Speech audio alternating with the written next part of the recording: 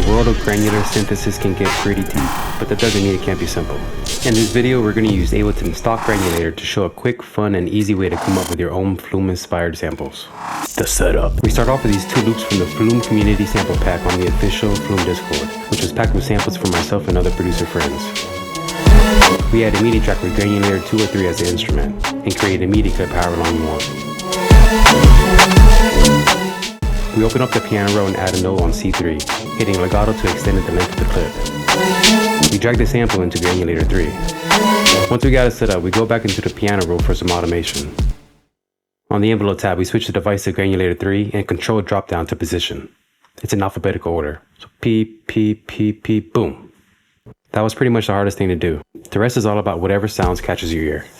The fun stuff. We click automation points on the bars to keep it simple.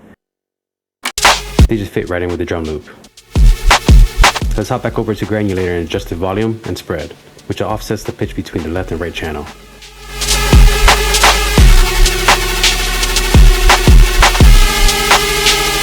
We automate the grain size slightly, holding down Alt to curve the line, creating a bit of a ramp up. We like how it sounds, so we copy the automation onto the rest of the clip.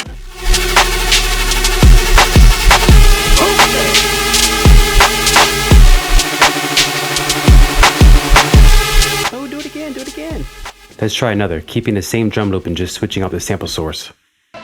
We'll pull the song Jewel from the Hi This Is Flume mixtape and bounce just a small clip into a new track. Side note, if you don't bounce it and just drag the cut into Granulator 3, it reverts back into the full sample, which is fine, but it's not really what we're doing here. So we bounce it and drag the new sample into Granulator. We turn down the spread and adjust the scan knob.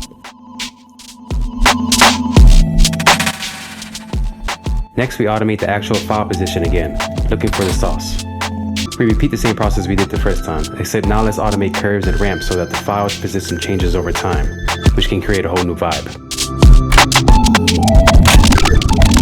Best part, this is just pure creativity. If you're not feeling the sound, just adjust the automation breakpoints and curves until you scratch that itch.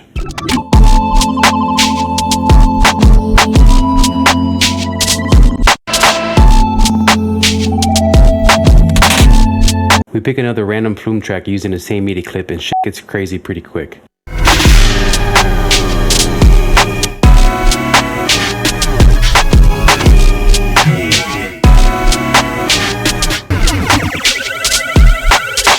Whole point is just to go in there, toss in random samples and see what comes out of it.